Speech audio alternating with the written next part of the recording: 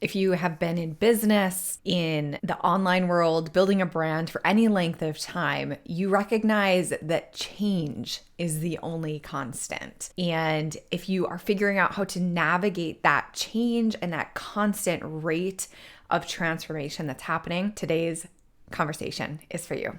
Welcome back to the Brand Gravity Show. I am your host, Kaye Putnam, psychology-driven brand strategist. And here on the show, we explore the intersection between branding and psychology. And a big thing that influences the psychology of the market is this constant rate of digital change, innovation, and companies have to keep up. My guest today is Caleb Gardner. He has worked for prestigious companies like Bain & Company and Edelman. He was the lead digital strategist for Obama's advocacy group called OFA, which meant that he was sending emails to an email list of over 1 million people. He was helping run the largest Twitter account in the world at the time. And now he's a founding partner of the strategy firm 18 Coffees. 18 Coffees helps companies and brands, organizations navigate this digital innovation, social change, and the future of work. He's also the author of No Point B.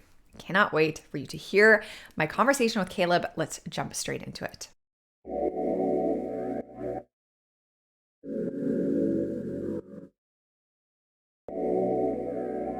Caleb, thank you for being on the show. I would love to know right off the bat, your bio says that you're an innovation strategist. What does that mean exactly? You know, when trying to describe what one does, there are all these like imperfect words to use that mean like nothing. Innovation is one of them. Digital is one of them. You know, like they mean everything and nothing, so they kind of lose meaning. We use it a little bit as an umbrella term to mean the work that we do pushes our clients into the future.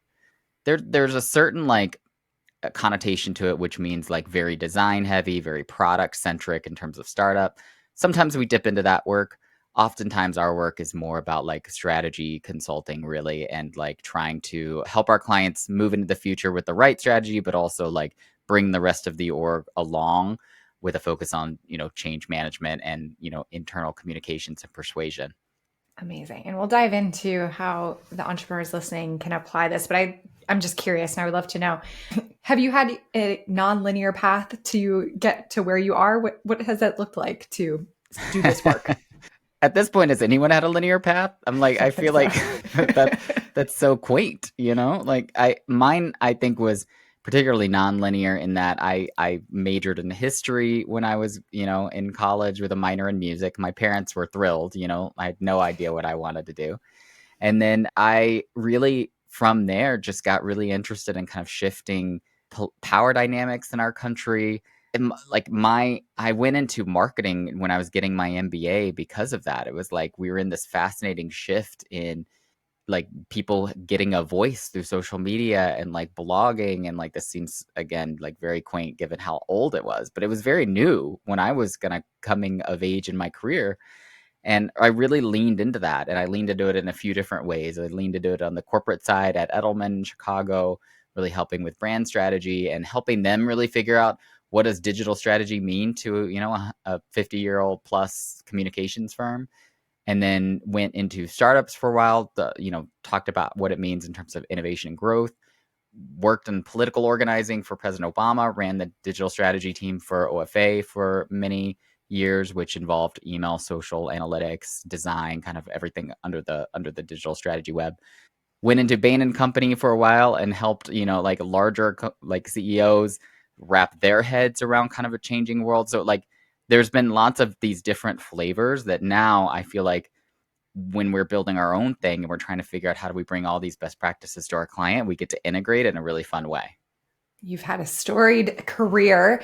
Do you have a favorite case study or client that you have implemented the principles that we're about to talk about and the results that Oh you could share? man, a favorite one. Oh, I that's know. hard. I don't like to play favorites, but I will say that one of I think at least the most impactful ones is we worked with a group of immigration advocacy groups that were trying to figure out what digital tactics would help scale up their work to help people through the naturalization process, because they were funded by a group of philanthropic organizations that had been doing and had been funding this work around naturalization based on, a lot of on the ground community work. Like somebody comes into a legal aid group and says, I need help with my citizenship application.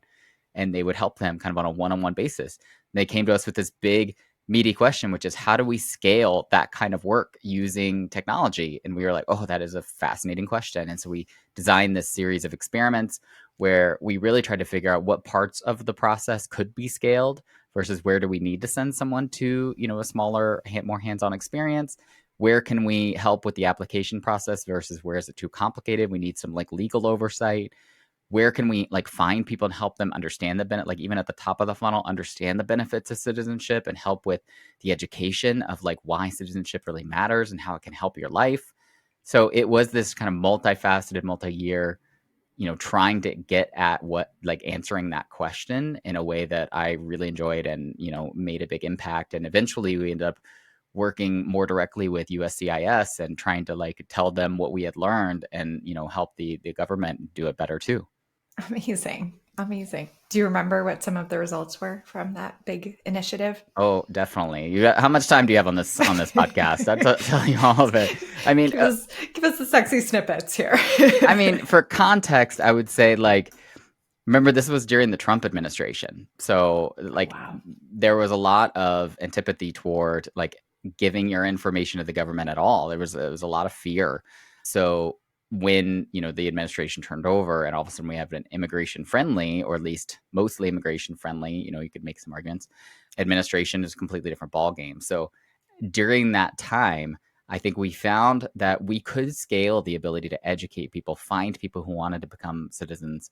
The technology part from the application process just proved very complicated because there were only so many hurdles you could get over without having to like actually have the advice of a lawyer, for example, Mm. especially if you have undocumented people in your family or you had like other risks to your, green card status. Yeah. So, we found things that really worked and we found things that really didn't work. And, we're able to kind of basically have what we call a cheerful funeral about like, we tried that. It was a really good idea. It did not work very well. So we're moving on. Amazing. Amazing. Okay. So in your book, you talk about the fact that there is no linear path from where we are right now to where we're going. Can you talk about what that means on a practical level for businesses and entrepreneurs?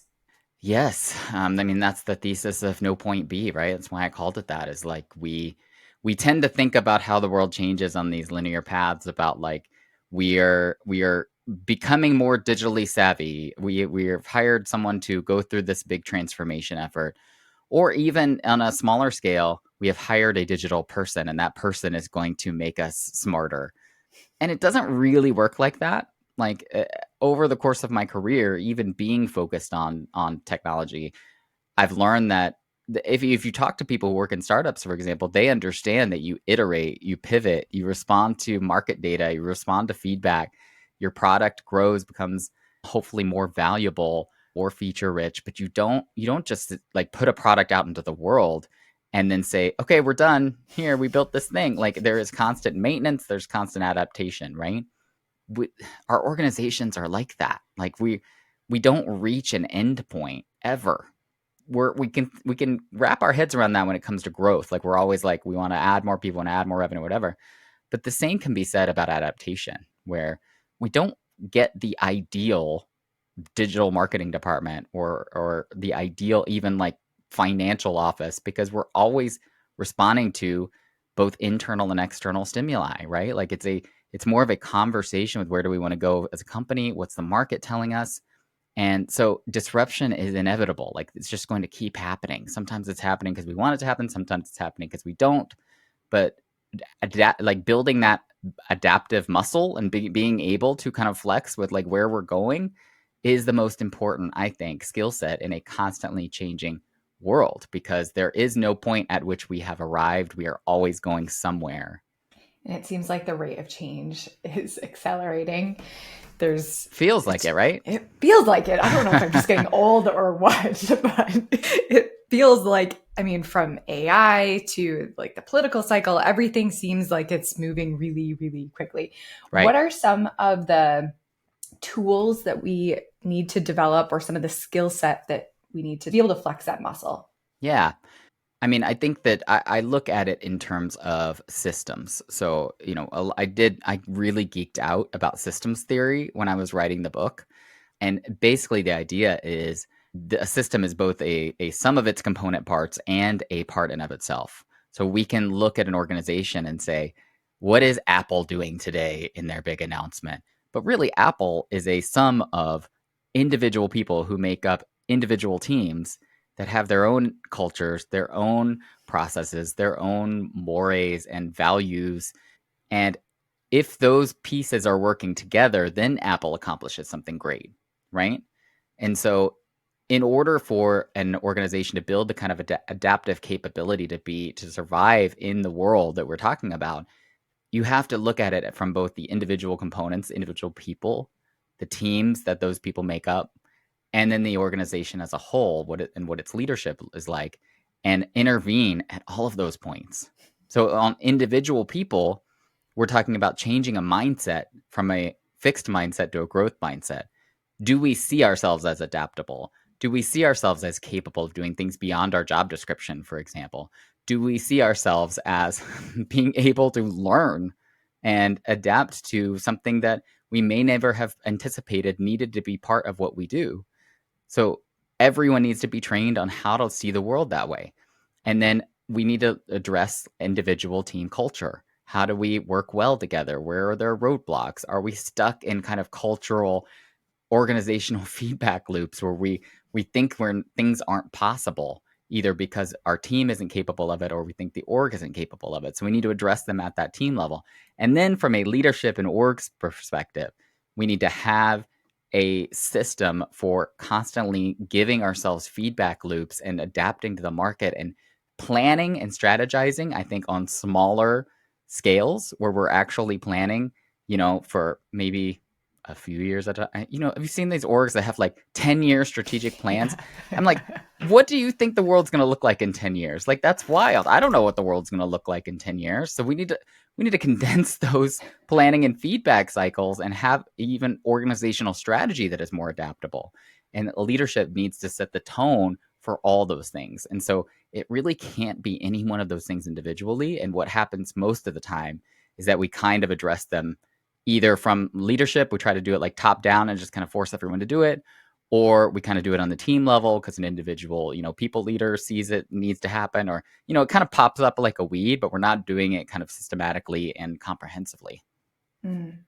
When we're paying attention to what's changing, how do you recommend that leaders or people that are running businesses decipher the signal through the noise? Or like how do we decide what to respond to? Can you speak to that a little bit? For sure. I mean, the most important thing I think is budgeting according to what we know and what we don't know. So we have made recommendations on a 70-20-10 model of investment, where it's basically like put 70% of your budget toward things you know are repeatable, are defensible, are things that work right now at least, and maybe stretch yourself a little bit beyond that to things that you think are going to work. So I'm going to bring it back to a marketing context because I know this is something you'll appreciate. How many times do we have new social platforms pop up and you're like, well, do I really need to invest in a TikTok account right now? Or do I really need to, Meta launch Threads? Oh God, do we need to add that to, you know what I mean? Where there's like, it's just stretching beyond what we know works, but there might be a case for actually investing early in something where there isn't provable data, or there's a market opportunity that we feel like this is probably, we don't have exactly the right data. We have some mixed data, but we know, there's some educated guess we can make. And then 10% of our budget should go to the things that we have no clue. Like, we are making a longer term guess on where the world is going. There's literally no way to know if we are right, but we have to be trying to aim ourselves in a direction in some kind of disruptive medium where we can actually capitalize on that at a time in the future. So it's not wasted money. It's literally just like on different time horizons in terms of when it's going to show value for the investment, right? Mm. So that's the first thing I would say. The other is in terms of how we evaluate opportunities. I think that there is a time and a place for actually systematically evaluating them, and we usually don't create space. We don't actually create that time and place. We just kind of keep going. So we need to create space, like literally put it on our calendars, right? For like reevaluating what we're doing and saying, are there new opportunities we're not seeing? Making it really systematic. And then, Mm-hmm. like the other thing is, I think that we need to actually reevaluate the tools that we are using. Like it's not just reevaluating the strategy, but reevaluating the tools themselves and saying, are these still the right tools? And preemptively kind of disrupting our workflow based on critiquing how we do the work. So one example is design thinking. Great tool for product innovation. Mm-hmm. And it's gotten a lot of critiques the last few years because people of color, people who are being designed for, basically saying, how can you empathize, which is supposed to be a big part of design thinking, with my experience without involving me? And so a lot of people have tried to redesign the model of design thinking based on that critique. Those are some of the most, I think, immediate and accessible. There's probably lots of other ways in terms of market research, in terms of forecasting that we could talk about, but it's not easy. It's definitely not easy. No, I think that when we're talking about marketing in particular, there's this desire for data, there's this desire for certainty that Right. just doesn't exist It anymore, really or at least doesn't. not in every realm. Somebody So, said something like that really stuck with me years ago that said, not everything that is valuable can be measured, and not everything that can be measured is valuable. And it's really struck with me because if you've ever looked at a dashboard, behind the scenes on like Facebook Business Suite, you're like, what are you even saying? Like none of this actually helps us make decisions. And at the same right. time, back to my TikTok example, if you're an early adopter of TikTok, you would have been very happy you made that investment today, right? Yeah. But how do you know? It's very hard without the actual measurable data yet. And I thank you for sharing the 70-20-10 model of looking at that. I think that that's a very wise and prudent way of tackling that uncertainty. You also talk about effective communication as being an essential skill. What role does that play in organizations as change is happening all around us? Yeah. You would appreciate this coming from a similar background as me, where the common like thing that we is drilled into our brain is that seven people have to hear something 7 times to understand it, Yeah. right? Like this is an old marketing adage. I don't know if Yeah. it's like actually I honestly don't know if it's based on Don't any either. actual data. It's just like become common knowledge. But we do know repetition matters, right? It matters in advertising. It matters like when you're really trying to get any kind of message across. We don't put that same kind of sophistication around internal communication as we do external. External, we come at it from different angles. We have different campaigns, we have different creatives. Internal, we release one memo, or the CEO makes one statement in an internal, meeting, and then we're like, okay, everybody's aligned. That doesn't work like that. Like, not only does repetition matter, and we need to, if we want someone to understand something, we need to find different mediums, different ways to come at the same message and align people to understand where we're going. But we underestimate how much we need to persuade our people that the direction we're going is the right direction, right? Yeah, and it sounds so silly, or it sounds so obvious when you're saying it, but we see this all of the time. And I know that your company, 18 Coffees, will host like workshops for your clients. How else on a practical or tactical level can you create some of that repetition within an organization? Yeah, we've dug in deep with some internal comms folks to like strategize and plan with them and figure out like basically just relook at a comms problem from an internal perspective and say like, where are the mediums, what are the messages? We've got something we call the communications canvas, where we'll literally look at different stakeholders and how to approach them differently. Again, much like we would approach kind of market segmentation externally differently, we just don't apply that same kind of sophistication internally to different stakeholder groups. And I come from a political organizing background, so power dynamics are something I think about a lot. And within organizations, especially if they're like the bigger they get, the more complex they get, you have different power dynamics with different teams.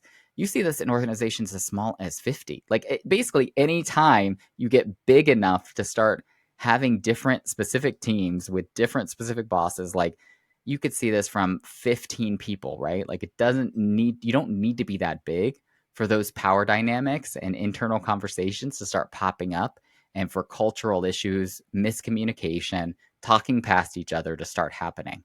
And Mm, so we have dug in and put some pretty sophisticated planning processes around internal comms when we're doing big change initiatives with our clients. And oftentimes we'll see that as not only a very important differentiated work stream, but like one of the first. Like we will put that up front. Like we don't the worst thing that can happen, I think, is you make a big strategic decision, you put a whole kind of plan in place, and then you communicate it, right? Like the communication needs to be happening all along, like the entire time, and giving people some like intellectual credibility that like even if it's not fully baked, or even if it's not like that they're going to understand something that is going to potentially change, you know? yeah. Yeah. I'd love to shift gears a little bit. We're about to enter 2024. It feels like it's right around the I corner, know, it really does. which in the United States is a presidential election year.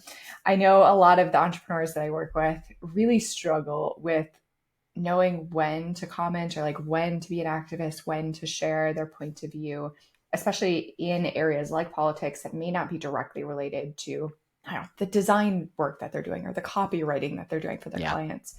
How do you, I know that you work with much larger businesses, so how do you advise them to have a voice? And then how would you translate that to smaller entrepreneurs? Yeah, for sure. In a lot of ways, I think smaller companies and smaller entrepreneurs have it easier when it comes to this question, because I mean, our company is small. Like we have the ability to bring our team together and like make strategic decisions so much faster, including about external communication, than a lot of our clients do, where there are so many stakeholders. There are complicated legal departments, for example, that may want to be involved. Like it's a lot more complex.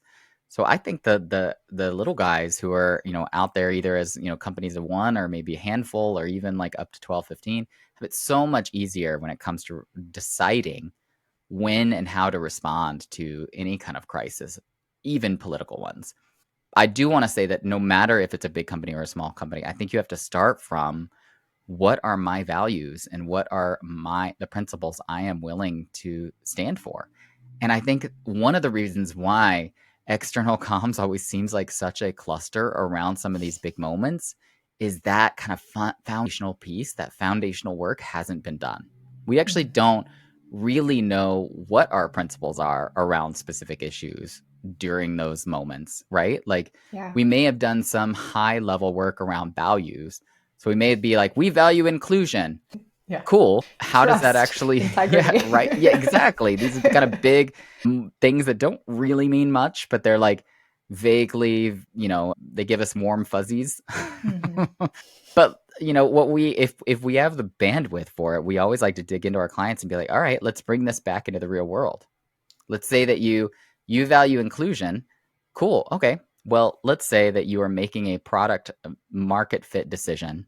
And as part of that product market fit decision, you are going to exclude a huge number of people from that marketing. Is that where you draw the line in terms of valuing inclusion? Do you value inclusion enough to bring those people to our point about the design thinking process, to bring those people into the design process and actually include them in how they want this product to be designed for them? Like you can very quickly come up with some workable scenarios to say, okay, Mhm. how do these values play out in real life? And one of the most important one is the comms part. Okay, let's say there's another George Floyd. Do we still value inclusion enough to speak out? Right? So doing that foundational fundamental work is number one. And I would say that's true for it's true for an individual freelancer entrepreneur. Understand what you care about, where you're willing to, speak out. It's definitely important for the big companies with a lot of history, probably of doing the wrong thing, to decide where are we going to put a line in the sand.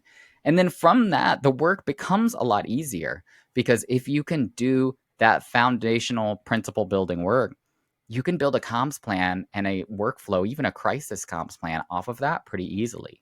What Right. rises to the level of us wanting to intervene? And usually, if you're doing it right, to me, it has to do with, does it directly affect our employees? does it directly, like, are we part of the supply chain where this really matters? So like Mm. climate change, for example, there are supply chains where people are being asked to, especially if you're in the supply chain of a big company, to report your kind of climate footprint or carbon footprint as part of their ESG metrics. Like sometimes the market kind of forces you to be part of a conversation, even if that might not have been something that you had thought of. So Yeah. there's, depending on the industry and the business you're in, that's going to really matter. But also, like, what's the cultural values of the company and how do we want those to play out, in real life? Yeah.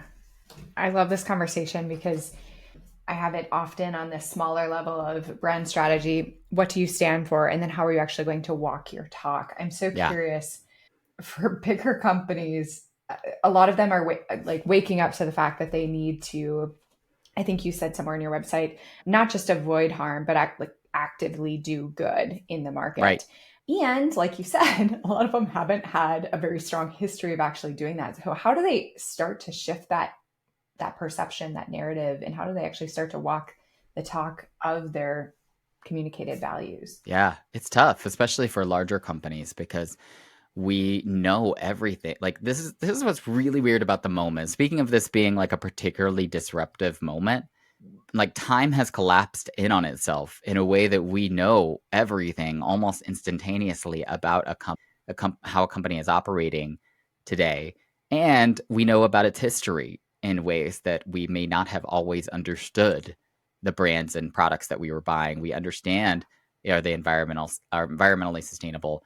Have they done some like horribly offensive ad campaign? Have they done, you know what I mean? And we start carrying around those expectations of them in a way that becomes really hard to turn around from a like PR perspective. But it's not that it isn't like turnaroundable. I don't know if that's a word. I just made that up. It's not that it isn't reversible. There you go. It's not that it isn't reversible. It's just it makes it really hard because we start carrying this baggage. And for the older the company is, the more baggage they have, and the harder it is to change that reputation. So Yeah. I mean, honestly, the biggest thing is that it takes time, consistency. The more we can be consistent, especially about a contentious public issue, the less it becomes a big deal when we speak out about it, because people just Right. understand. I mean, think about Patagonia. Does anyone say, oh my God, I can't believe Patagonia took this stance about the environment? No, because everybody knows what they believe about the environment, where they're willing to make investments. They've been doing it for years and years and years. Yeah. So you build a reputation about the things that you believe in and you're willing to make investments in. And then it becomes like some of that risk about speaking out on those things doesn't matter as much. That's a really great point. Going back to your book, what do you hope that readers and listeners take away? What are some of the key points you really want to plant in people's minds from No Point B? For sure.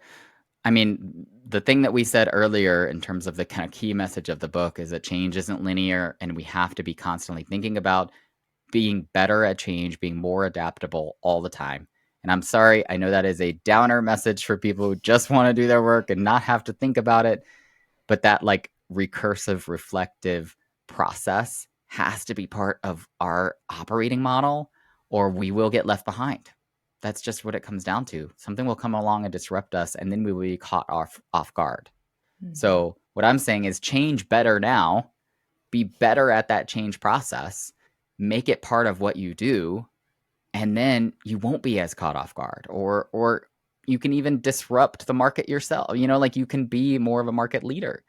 I liken it to a muscle, right? Like I'm like very much getting back into a workout routine right now. So this is top of mind for me, but oh man, I've been sore. My body has been so upset with me. Like I've just and like it's like, what are you doing to yourself? And it's because I didn't have any of that adaptability. Like I hadn't practiced it. You know what I mean? Like Yeah. I was disrupting my own system. But what happens is the muscles adapt to the stimuli, right? And muscles, there's so many examples of this in life. I also think about it like I used to have a lawn when we lived out in the suburbs, and like lawns don't get better like without any maintenance, right? They just get worse. Muscles are the same. Mhm. Like they atrophy if they're not used. And so that's what happens to our ability to adapt. We don't focus on it. We don't practice it. And then when something actually comes along that is something hard we have to adapt to, the organization freaks out because no one has that capability. And Mm. so I come from, again, the technology world, a marketing world, like some of the industries that have been most disrupted, most changed in the last 10, 15 years. And what I'm saying is like, this is what I have learned is like, we don't focus enough on the tools to actually help us move faster and be more adaptable. We have big, grandiose ideas, and then the org can't actually pull them off. Right. My next question, you already started to answer it because I was going to ask you, how are you applying what you learned, obviously, before you wrote the book, but in the process of writing the book and coming to all of these conclusions to your life as an individual? So there's the working out example or metaphor. Are there any other ways that you're applying these principles to your individual life? You got to call me out. You got to put me on blast. Say like, are you living what you're preaching? I mean, I think that there's a couple things about that. One is I have always been fascinated by the way people change, and like I think I've been someone who on that let's say the ability to change is like on a spectrum where like there are people who are very rigid in their thinking and it becomes very hard for them to see the world in a different way, and then there are people who are kind of naturally curious and always changing their thinking and always kind of sharpening. I think I've always been on that end where it's like I am just naturally curious. I'm always reading, always digging in on new subjects. I'm also ADHD, so it's probably like hyperfixation. Like I'm just going to go down the rabbit hole and read about this new thing and learn about, like Yeah. so in some ways like I've been on that spectrum of just like learning and adapting kind of all the time, and I think it's kind of a healthy part of the human experience. But where it gets super interesting and I kind of nerd out on it is what happens again when me, the person who is you know super adaptable, is in a team of people who are all along that spectrum. Like the organizational dynamics start to become really fascinating to me and challenging. Like it becomes really hard to kind of meet people where they're at along that spectrum and kind of help the like people who are learning quickly not like lose the spark because the people who aren't are getting like really anxious about how the world is changing, right? Yeah. Yeah. So I'll give you some concrete examples because you're like, how are you changing? The working out is definitely one of them. Trying to do better about just overall health and longevity and making it part of the experience. I think that's one thing I've learned a lot about just in terms of applying to my own life. The ability to see yourself as someone who does something instead of as someone who kind of like has to. There's a better way to say this. When we were doing get out the vote efforts in political organizing, for example, you could say I am a voter, or you could say I went to vote. Mhm. One is about your identity and one is about an action. Yeah. And the more that when you want to change something, the more you can see yourself and your identity as a person who does that instead of a thing you've got to go do, the more likely you are to integrate that into your life and make it a repeatable thing because it's just who I am. This is about Yeah. someone who votes. It's about someone who works out, right? Like it's not, there's 1,000 examples of this about like, you just see yourself as a writer, as a musician, as someone who works out, and you're more likely to do that thing. I think that has been a principle that has worked really well for me and that I'm still honestly learning on a day-to-day basis. Yeah, I love that. Yeah, seeing yourself, I am a runner, not somebody who has to go for a Great. run Yeah, to. another great example. Yeah. Yeah. From the marketing perspective, is there a way to apply what you learn and what you've taught in the book to help audiences change or to help move the market? How Yeah, would you apply it in that? 100%. I mean, one is that there are organizations like, I think it is called I Am a Voter, like literally, that will take that messaging and use it in persuasive kind of political organizing Yeah. contexts. But, I come from a political organizing and a marketing background, so I'm thinking about persuasion all the time. What messaging works to change people's minds is something that I'm fascinated by.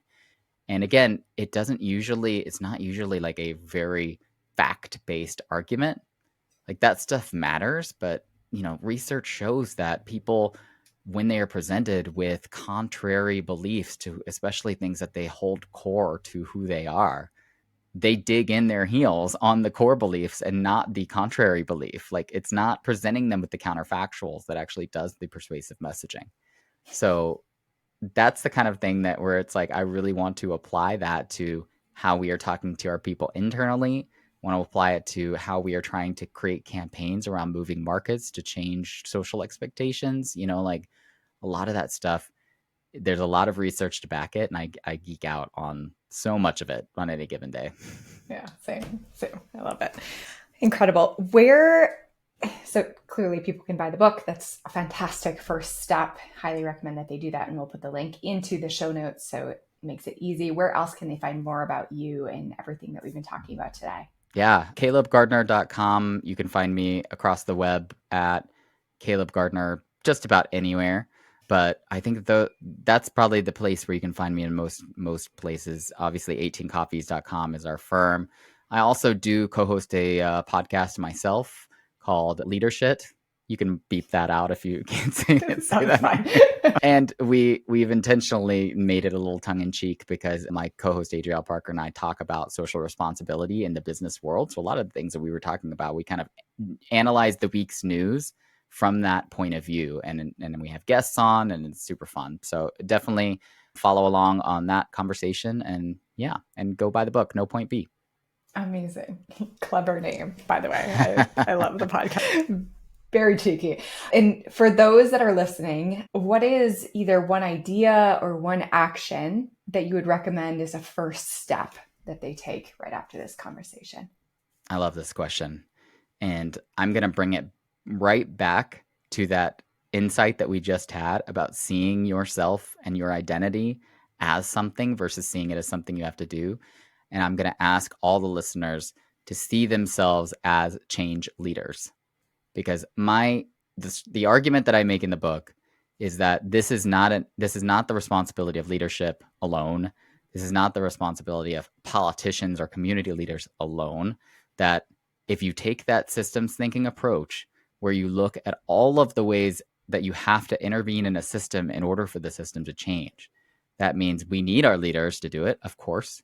We need the people who are running community groups, running teams, running any kind of group of people to be change leaders, of course, but it also means that all of us individually have to step up and see our own agency to both change our own lives, change our communities, and change our companies. But it starts with seeing ourselves as capable of that. So that is my call to action, is see yourself as someone who is a change leader and go out and change the way the world works. That's amazing. And so much more empowering than thinking of change as something that only happens to you. Yes, so, exactly. Mic drop there. Thank you so much for being on the show. I enjoyed this conversation so much. Thank you, Caleb. Thank you. I appreciate you inviting me. Thank you so much for listening to this episode of the Brown Gravity Show. I appreciate you so much for being here and for engaging in this conversation. I feel like we're having incredibly important and relevant conversations for the current climate. And I hope that you got something meaningful and insightful from this conversation with Caleb.